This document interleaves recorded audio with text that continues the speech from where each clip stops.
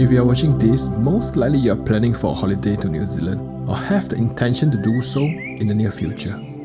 I had spent a fair bit of time doing extensive research while planning for our own New Zealand road trip. And I'll share with you our experiences, and hopefully this info will serve as a useful base when you're structuring your own trip.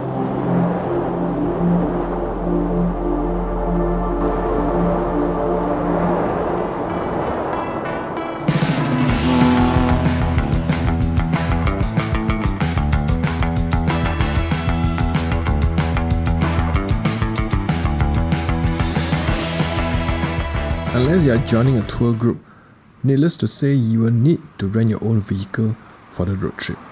Other than a conventional vehicle, you can opt to travel in a camper van or motorhome, which is a popular way people road trip in New Zealand.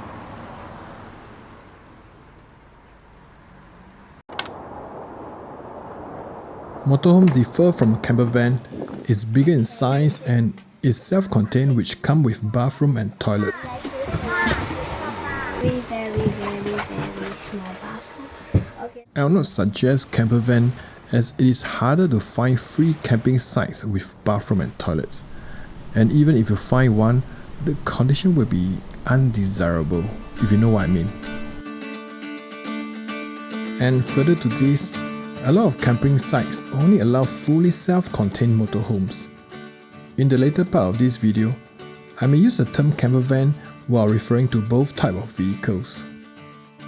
Of course, motorhome is not for everyone, only if you are okay to deal with dumping your own waste in about every 1 to 2 days.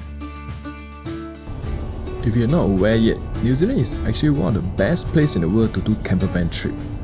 If you are adventurous enough and ever wanted to try traveling in a camper van, in my opinion, this has to be the place to do it. I mean, seriously, apart from the social media hype of waking up in the morning to this wonderful wilderness or having your dinner with these amazing sunset views, the single most important point is how well New Zealand facilitates camper van travelers. The convenience of freedom camping ground everywhere and the number of dumping stations provided throughout the whole country just make life so much easier.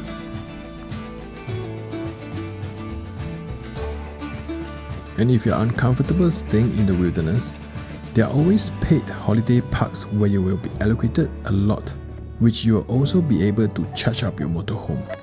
Communal kitchen, bathroom and toilet are also provided.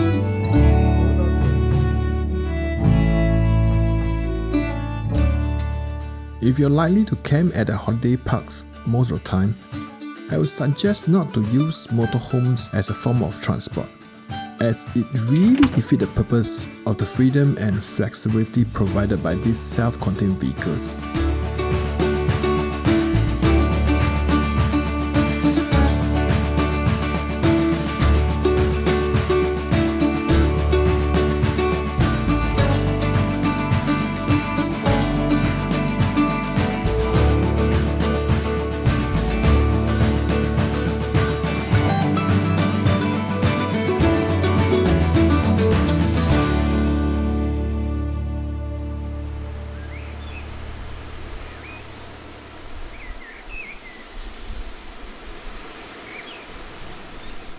The thing is, the rental of motorhome is more expensive, and it is bigger, which is clumsier, slower and harder to move around, especially in town area. So if you are not going to make full use of the self-contained features and park at holiday parks most of the time, it will make more sense to just rent a normal vehicle, as holiday parks do provide sheltered lodging as well. The term freedom camping means being able to stay overnight on public land. And not all public land allow freedom camp. Most of the time, there will be a sign to inform you if freedom camping is allowed. And also remember to install useful apps like the Campermate and Camperbo. These apps will point you to the direction of different camping sites and holiday parks. And in a lot of time, will help you to locate the nearest dumping station if you need one. After deciding the form of transportation, next is to plan your route. New Zealand consists of the North and South Island. The South Island is bigger, and generally considered more beautiful because of the dramatic landscape and snow-capped mountains. Personally, I think it is hard to make comparison because they are just different.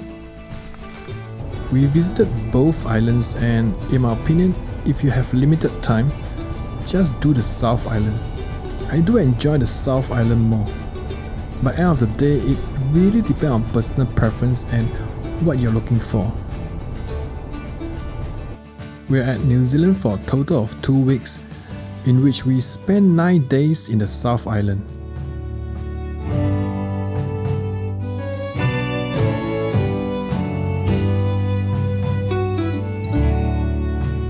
And here's our travel route and locations we visited in the south.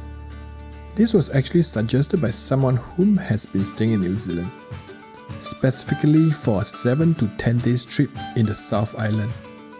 But if you have more time, you can definitely extend your travel along the coastline. I would say for a first timer, this itinerary can't go wrong. We covered most of the main highlights in the South Island, and it is not too rushed, staying at least 2 nights in most locations. Also, we are actually traveling in a big group of 12, which consists of 2 toddlers, 1 child and a grandmother. I believe most of you will be able to achieve more in the same time frame. After which we took a domestic flight from Queenstown to Auckland and did our campervan trip for the next 5 days. 5 days is definitely not enough for North Island. Though in paper you see here, it seems like we cover most of the main highlights, but in reality, we did a lot of last minute changes and skip a few places. I think it would definitely be better if we have another 2 to 3 days to spare. At the end of the day, this itinerary still works well for us, and we did enjoy the trip very much.